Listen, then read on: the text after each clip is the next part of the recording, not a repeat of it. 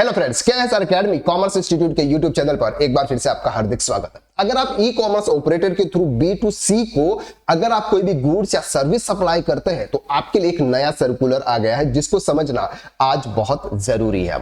अगर आप B2C supply करते हैं यानी कि आप रजिस्टर्ड है, सामने वाला पर्सन अनरजिस्टर्ड पर्सन से आप उनको गुड्स या सर्विस की सप्लाई ई कॉमर्स ऑपरेटर की देख रहे हैं और वो अगर आप एक स्टेट से दूसरे स्टेट अगर आप सप्लाई करते हैं तो वहां पर आपको आपके इनवॉइस में स्टेट डालना कंपलसरी हो जाता है। पहले अगर आप स्टेट नहीं डालते थे या फिर आप प्रॉपर तरीके से टैक्स चार्ज नहीं करते थे तो चलता था, लेकिन अब अगर आप ऐसा नहीं करते हैं तो आप पर पेनल्टी चार्ज की जा सकती है।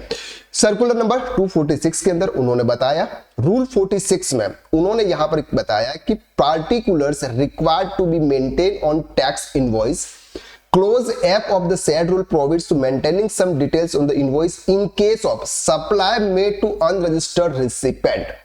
यानी कि सामने वाला पर्सन अनरजिस्टर्ड रिसिपिएंट है, उसके लिए further provision of close F of the rule 46 of CGST rules provided that in case involving the supply of online money gambling invoice supply of service taxable service by through e-commerce operator or by suppliers of online information database access or retrieval service to unregistered recipient in respective of the value of said supply। आप कितने का supply कर रहे हैं उससे कोई मतलब नहीं है।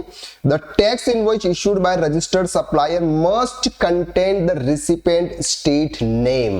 यानी कि अब आप कोई भी B2C सप्लाई करते हैं, जो भी B2C के सप्लाई करते हैं, अगर आप ई कॉमर्स ऑपरेटर के थ्रू या फिर नॉर्मल पे, आपको उसका स्टेट डालना कंपलसरी है।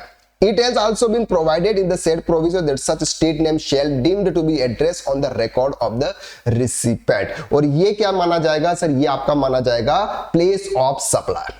एग्जाम्पल के साथ में समझते हैं। फॉर एग्जाम्पल मिस्टर ए है, mister A for example Rajasthan में है, यहां से ये गुड्स की सप्लाई कर रहा है कोई पर्सन है जो यूपी में है।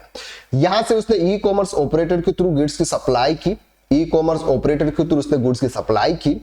अब उसने जो बिल इनवॉइस बनाया होगा उस इनवॉइस में उसने स्टेट का नेम डाला या नहीं डाला, लेकिन अब क्या हो जाएगा, आपका स्टेट डालना कंपलसरी हो जाएगा, जिससे क्या होगा, नॉर्मली IGST चार्ज किया जाएगा। पहले क्या होता था सर, CGST और SGST चार्ज कर लेते थे ताकि गवर्नमेंट को प्रॉपर तरीके से इनकम नहीं मिलती थी। इस वजह से गवर्नमेंट ने एक नया सर्कुलर इशू किया हुआ है। अब से क्या होगा सर, अगर आप B2C की सप्लाई करते हैं तो वहां पर आपका स्टेट डालना कंपलसरी होगा और अगर आप एक स्टेट से दूसरे स्टेट आप गुड्स सप्लाई कर रहे हैं तो आपको IGST चार्ज करना है। ये आपके लिए अब इंपॉर्टेंट हो चुका है। तो यह सर्कुलर बहुत ही इंपॉर्टेंट है। यह सर्कुलर हमने हमारे टेलीग्राम ग्रुप के अंदर पोस्ट किया हुआ है। अगर आप हमारा टेलीग्राम ग्रुप को ज्वाइन नहीं किया हुआ है तो डिस्क्रिप्शन के अंदर टेलीग्राम की लिंक दे रखी है, वहां से आप इस सर्कुलर को डाउनलोड करके पूरा डिटेल में आप पढ़ सकते हैं। तो आज के लिए बस इतना, नेक्स्ट वीडियो में हम फिर मुलाकात करते हैं, तब तक के लिए थैंक यू सो मच।